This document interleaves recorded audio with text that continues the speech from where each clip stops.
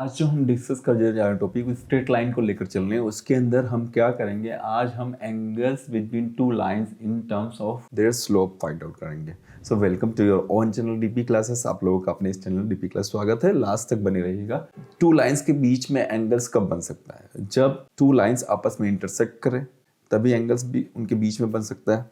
मैं लेता हूँ टू लाइंस, एक लाइन L1 ले रहा हूँ, दूसरी लाइन में ले रहा हूँ L2। समझना, L1 का मैं स्लोप M1, L2 का जो स्लोप हो गया M2 ले लिया, ठीक है ना।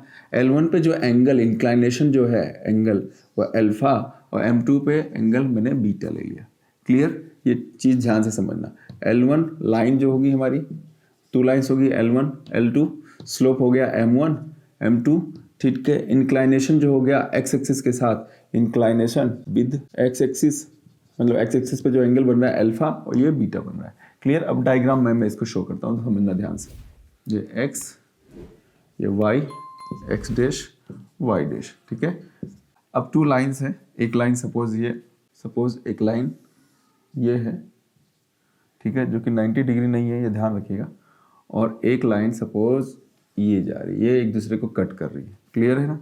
ये अपनी L1 होगी और ये वाली लाइन अपनी L2 होगी, ठीक है ना। अब ये x एक्सिस के साथ जो इनका इंक्लाइनेशन है वो ध्यान देते हैं। तो L1 बना रहा है अल्फा, इसको अल्फा 1 ले लेता हूँ, अल्फा 1 या अल्फा ले लो वो भी चलेगा, और अल्फा 1 अल्फा 2 ले लो या अल्फा बीटा ले लो, दोनों ही चलेंगे, कोई फर्क नहीं पड़ने वाला, ठीक है। उससे एंगल से कोई फर्क नहीं पड़ने वाला। तो ये अल्फा 1, इसको अल्फा 2 ले ले। अपने बुक एनसीईआरटी को मैं टारगेट लेके चल रहा हूँ, जिससे कि एनसीईआरटी से आप पढ़ें तो आपका ध्यान रहे, उसी को मैं जो माना है उसके अंदर वही मैं लेके चल रहा हूँ। तो भाई ये अल्फा 1 ये अल्फा 2 हो गया, एंगल एक्स एक्सिस के साथ जो इंक्लिनेशन है वो बना रहा है। आई होप ये क्लियर हो गया, ठीक है। स्लोप M1 M2 ये आपको अच्छे से समझ में आ गया। अब ये जो इंटरसेक्ट कर रहा है ना, इंटरसेक्टिंग पॉइंट ये जो है, यहाँ पे ये एंगल बना रहा है सपोज थीटा। क्या बना रहा है? थीटा। इंटरसेक्टिंग पॉइंट्स पे जो एंगल बना रहा है, angle on intersecting point, angle on intersecting point which is theta, ये थीटा बन गया। क्लियर? समझ में आया ना? एक एक पॉइंट दिमाग में बैठना चाहिए। मैं इसको डिराइव कर रहा हूँ कि वो कैसे वो इनके बीच का एंगल्स बनेगा। तो ये इनके बीच का एंगल जो है थीटा है ना, ये अपने को निकालना है, ठीक है। अब आपको पता है ये थीटा, तो ये भी थीटा ही होगा, ये तो कंफर्म है ना। वर्टिकली अपोजिट एंगल, अंदर वाला भी थीटा ही बनेगा। समझना, ये सेंटर हो गया अपना O, तो थीटा दोनों ही थीटा हो गया। अब एक चीज़ ध्यान रखिएगा बेटा कि भी ये ट्राइंगल बन रहा है ना ट्राइंगल। ये देखो, इसको नाम चाहे देना चाहो ABC, तो ट्राइंगल ABC बन रहा है। उसके अंदर आपने एक चीज़ देखा है, क्या देखा? अल्फा 2 एक्सटीरियर एंगल हो गया, हुआ या नहीं हुआ? बताओ जल्दी से। Alpha 2 exterior angle in triangle, मैं बेसिक कॉन्सेप्ट लेके चल रहा हूँ। इन ट्राइंगल क्या है? ABC, ठीक है, ABC। अल्फा 2 क्या है? एक्सटीरियर एंगल, सही है। और थीटा वो ये इन दोनों थीटा क्यों बोला? क्योंकि वो क्या है आपका वर्टिकली अपोजिट हो गया। तो मैं क्या कर सकता हूँ? Alpha 1 plus theta is equal to alpha 2 कर सकता हूँ। क्यों? Sum of two interior angle is equal to exterior angle, छोटी क्लास में पढ़ा था। सम ऑफ टू, दो इंटीरियर एंगल्स का सम एक्सटीरियर एंगल के सम के इक्वल होता है। सम ऑफ टू इंटीरियर, हालांकि ये कोई पूछेगा नहीं, ये आपके कॉन्सेप्ट के लिए बता रहा हूँ। Interior angles is equal to exterior angle. किस में होता है? ट्राइंगल के अंदर होता है। क्लियर? अब देखना, थीटा को अकेला छोड़ता हूँ, मैं इसको उधर भेजता हूँ। तो थीटा हमारा क्या हो जाएगा? Theta equal to alpha 2 minus alpha 1। यहाँ तक क्लियर हो गया? Theta is equal to alpha 2 minus alpha 1, यहाँ तक क्लियर है। सबके साथ टेन थीटा लेता हूँ तो क्या होने वाला? देखो, tan theta is equal to tan alpha 2 minus alpha 1, tan alpha 2 minus alpha 1। अब टेन A प्लस बी का फॉर्मूला बताइए मुझे। टेन A प्लस बी नहीं, टेन A माइनस बी का क्या होता है? Tan A minus tan B upon 1 plus tan A tan B. भाई ट्रिग्नोमेट्री में पढ़ा है हमने, समझ में आया ना ये फॉर्मूला? तो इसी पे बेस्ड हम इसको ओपन करते हैं, आई होप दिख रहा होगा। तो क्या हो जाएगा? देखो, tan theta is equal to tan alpha, क्या है? Alpha 2 minus tan alpha 1 upon 1 plus tan alpha 2 tan alpha 1। यहाँ तक क्लियर है?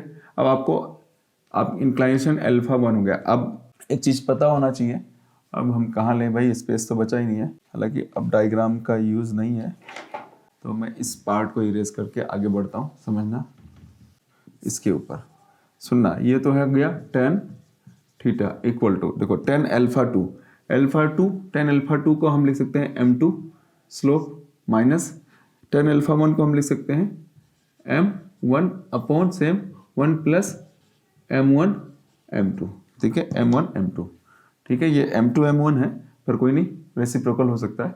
ये चीज़ समझ में आई, टेन अल्फा 2 और टेन अल्फा 1, ये चीज़ अच्छे से क्लियर हो गया। अब यहाँ बेटा दो केसेस हो सकते हैं, देखो टेन, ये एंगल हमने निकाल लिया, ठीक है, इंक्लाइनेशन जो इनके बीच का जो एंगल बन रहा है ना, टू लाइंस के बीच का जो एंगल बना थीटा, ठीक है, वो हमने निकाल लिया, क्लियर। अब एक चीज़ और कंडीशंस बन सकती है, यहाँ देखिए ये एक एंगल यहाँ भी बन सकता है जिसको फाई एंगल बोलेंगे। तो देखो ये दो एंगल्स जो ना, ये क्या करें, एडजेसेंट एंगल होते हैं, तो इन दोनों का सम क्या हो सकता है 180 डिग्री। तो या तो ये वाला एंगल होगा या फिर ये वाला होंगे। देखो दो वर्टिकली अपोजिट एंगल दिख रहे हैं ना, ये वर्टिकली अपोजिट हो गया, ये दोनों आपस में इक्वल होंगे और ये दोनों आपस में इक्वल होंगे। तो कोई भी एक एंगल इनमें से मेजर करने को बोल सकता है। तो अगर ये बोलता है तो क्या हो जाएगा, अब दोनों का sum theta plus phi is equal to 180 degree होगा। सही है, theta plus phi is equal to 180 degree. तो फाई निकालना हो तो 180 माइनस ऑफ थीटा करना पड़ेगा आपको।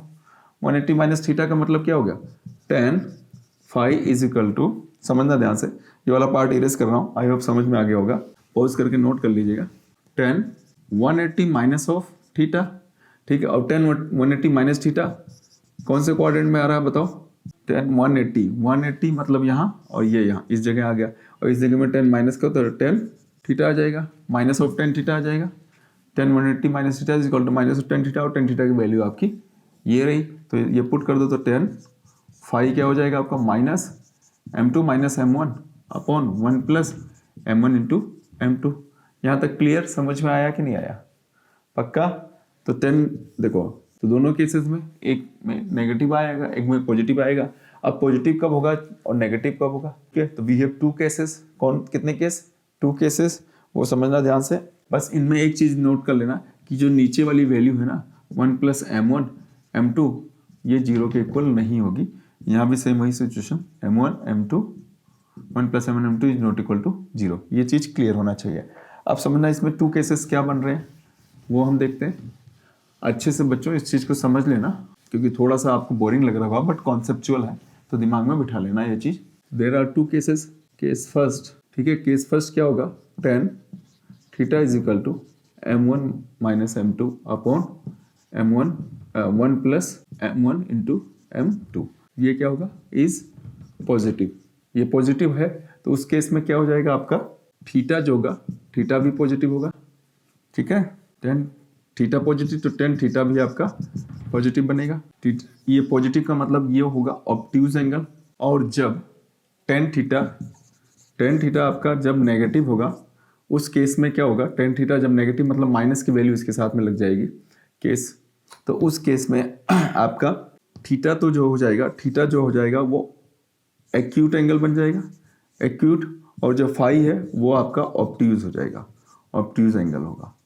समझ में आया ना, एक्यूट का मतलब लेस देन 90 और ऑब्ट्यूज मतलब लेस देन ग्रेटर देन 90 से बड़ा, फाई 90 से तो बड़ा हो जाएगा और 180 से छोटा होगा, ठीक है ना। ओवरऑल जब हम कभी भी 10 थीटा जब निकालेंगे तो याद रखिएगा, ज़्यादा दिमाग नहीं लगाना अपने को, तो सीधा सा माइंड सेट कर लेना कि 10 थीटा मोड, क्योंकि पॉजिटिव वैल्यू लेके चलेंगे, m2 minus m1 upon 1 plus m1 into m2, ये हो जाएगा। थीटा की वैल्यू हो जाएगी, एंगल निकालना है तो 10 inverse m2 minus m1 upon 1 plus m1 into m2, ये आपका फाइनल वैल्यू निकल के आ जाएगा थीटा की। तो एंगल बिटवीन टू लाइंस कैसे निकलेगा वो है आपके सामने। क्लियर, आई होप अच्छे समझ में आ गया होगा। एक क्वेश्चन ले लेता हूं तो और अच्छे से क्लियर हो जाएगा, समझना ध्यान से। भाई क्वेश्चन आपके सामने है, क्वेश्चन ये कह रहा है angle between two lines pi by 4। Angle between two lines का मतलब ये अपनी जो लाइन थी ना, ये इनके बीच का जो एंगल थीटा जो है वो दे रखा है कितना, पाई बाय 4 दे रखा है। Angle between to line pi by 4 and slope of one line is half. तो एक लाइन का जैसे m1 आपको हाफ दे रखा है, slope of one line is half, then find the slope of other m2 आपको फाइंड आउट करना है, अदर लाइन दूसरी लाइन का स्लोप फाइंड आउट करना है। तो उसकी सिचुएशन में आपको एंगल बिटवीन टू लाइंस वाला फॉर्मूला दिमाग में होना चाहिए। क्या होता है angle between two lines, tan theta is equal to क्या होता है, m1 m2 minus m1 upon 1 plus m1 into m2, यही होता है। क्लियर, बट इसमें क्या लगाते हैं हम, मोड, पॉजिटिव वैल्यू लेके चलेंगे। तो चलो जी 10 और थीटा के प्लेस पे आपको दे रखा है, थीटा आपको कितना दे रखा है, π/4 दे दिया, ठीक है। तो 10 π/4 इज इक्वल टू m2 को मैं एज्यूम कर लेता हूँ, m2 को m एज्यूम कर लेता हूँ, लेट। तो m माइनस m1 कितना हो गया, half upon 1 plus m into half, यही होगा। अब इसको सोल्व करते जाएं। 10 π/4 की वैल्यू क्या होती है, 1 होती है। चलो जी, तो m माइनस 1/2, ठीक है, 1 प्लस m/2 हो जाएगा। इसके आगे कंटिन्यू करें, सोल्व कर लेते हैं इसके आगे। नेक्स्ट, अब सिंपल सा कैलकुलेशन है बेटा, कॉन्सेप्ट क्लियर है, 10 तक आपने बहुत अच्छा किया है। अब 11th में खाली कॉन्सेप्ट आपको समझ में आया तो क्वेश्चंस करना आपके लिए इजी हो जाएगा। तो देखिए दोनों में ले लीजिए आप LCM. 1 is equal to m 2m minus 1 upon 2, नीचे आ जाएगा 2m नहीं, only m 2 plus m upon 2, इसको इससे कैंसिल कर दिया। फाइनली क्या हो जाएगा, चेक करो आप। 1 is equal to 2m minus 1 upon 2 plus m, इसको इधर भेज दो। तो 2 plus m is equal to 2m minus 1। अब क्या करेंगे आप, इसको इधर भेजो और m को उधर सेंड करो। तो 2 माइनस 1 माइनस का प्लस हो जाएगा, ठीक है, माइनस का था, और 2m माइनस m हो जाएगा। तो finally 3 is equal to m हो गया, 3 इज इक्वल टू m हो गया, ठीक है। मतलब m2 हमारा क्या आ गया, m2 हमारा आ गया, क्या आ गया, 3 आ गया। m2 कितना आया बेटा, 3 आया। अब भाई देखो, इसमें दो केसेस बन सकता है, एक पैरेलल और एक परपेंडिकुलर वाला। जब दोनों एंगल्स, इन दोनों के बीच में जो एंगल्स स्लोप पैरेलल होंगे, उस केस में तो m2 की वैल्यू 3 सही है। और सेकंड केस में अगर वो परपेंडिकुलर होंगे, तो परपेंडिकुलर में आप जानते हो mn is equal to 1 upon minus of m2 होता है। तो माइनस ऑफ m2 का मतलब क्या हो जाता है, -1/3। तो ये दोनों ही राइट है, यहाँ पे ये होगा या फिर ये वाला आंसर होगा, दोनों में से कोई भी एक हो सकता है। क्लियर बच्चों? तो ये सिंपल सा एक क्वेश्चन था जो आपको मैंने एक्सप्लेन किया। आई होप समझ में आ गया होगा। कैसा लगा कमेंट्स करके जरूर बताना, अपने साथियों को भी शेयर करना। Okay, all the best. Next lecture में वापस मिलते हैं।